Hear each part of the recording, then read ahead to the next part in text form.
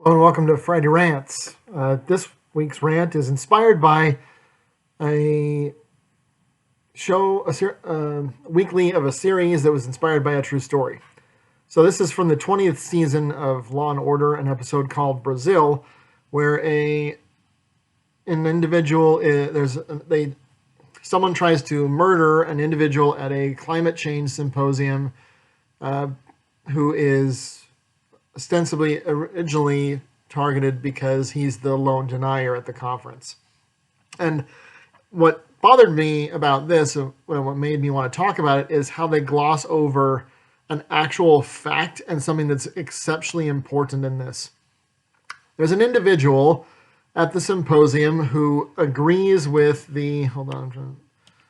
Dr. Silva in part during part of his comments. And as they investigate and are looking at the individuals who were in attendance at the conference, they learn that this individual who had agreed with him has been blackmailed into agreeing with him because he is fudging data.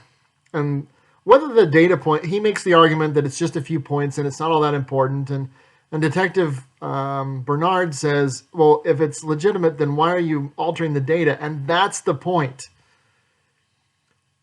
There is way too much junk science in real science.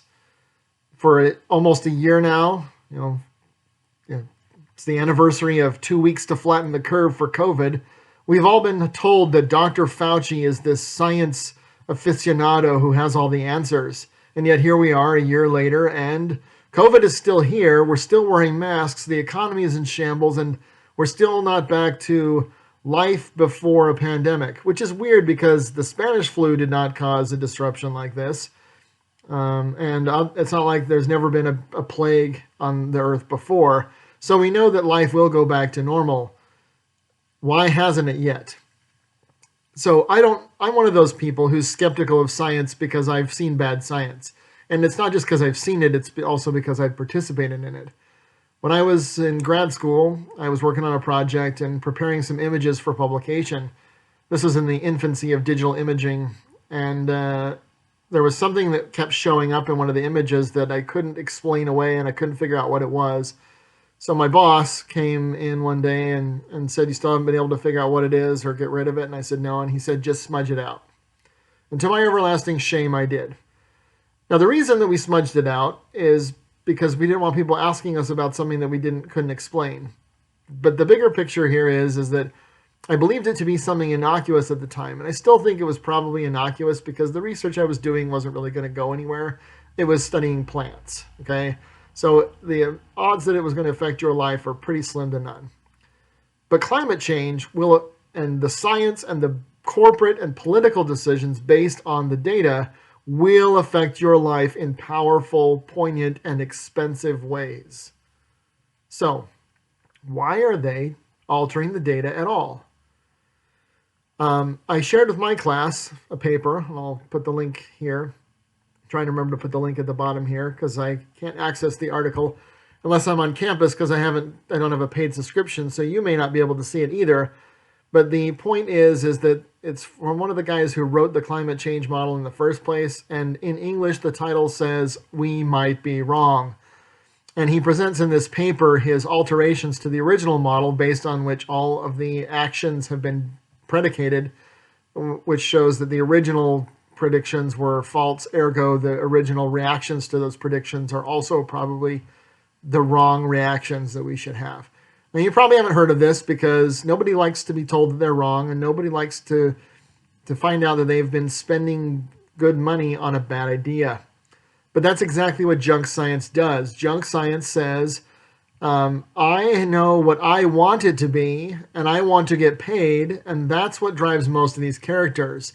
They're engaged in behaviors, some that have to do with the plot, some that have to do just with the circumstances, and some of which are unrelated at all to the story, but some which are related to the story. All of their behavior is driven to get money. And it's not about millions of dollars necessarily, but the guy they attempt to kill has short-sold cap and trade stocks, trying to drive down the price and get money. and he's manipulating the market. So he's lying. He doesn't really believe in denying it. He's just trying to do this to get some money. The guy who he gets to help him by blackmailing him is hiding data and changing data because he's afraid that the deniers will use anything they find as a reason to deny it. Well, and they should.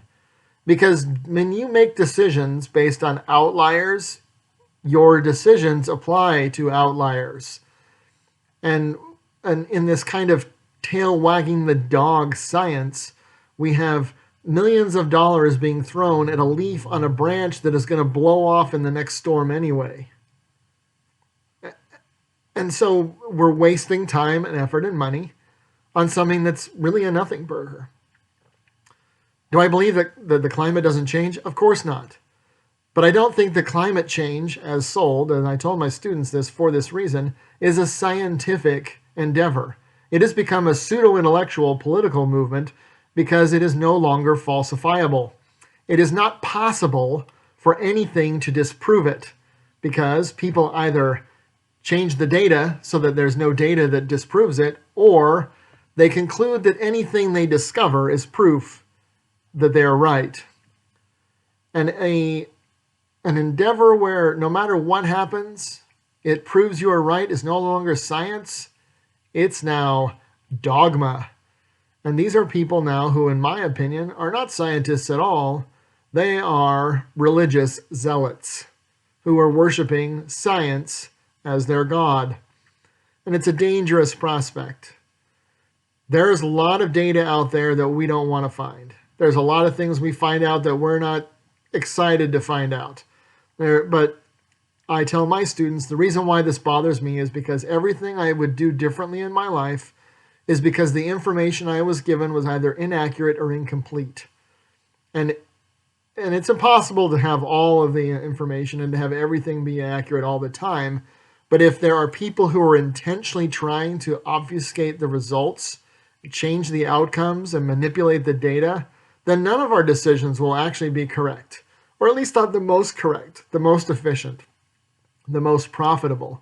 And so people's lives will be wasted one way or another because the decisions that were made are based on faulty information. This is a common thing in science. Scientists are for sale. But most of them will claim that they are not. They will claim that they're following the science. But scientists are humans too. And most humans, scientists included, are not really interested in the truth. They engage in science hoping that the truth will corroborate what they already happen to believe. And that's the problem. It was an interesting episode because it highlighted this but then glossed over it. But they were at least willing to present in 2010, when the climate change word first came out, that maybe there was some manipulation. And Detective Bernard wasn't happy about this, and you shouldn't be either. If it is a real thing, it will stand on its own. It does not need you to manipulate it to make it so. If you're not finding the answers you like, either you're wrong or your tests are the wrong ones. But that's just one scientist's opinion. At least I am a scientist. Nobody in this show really was.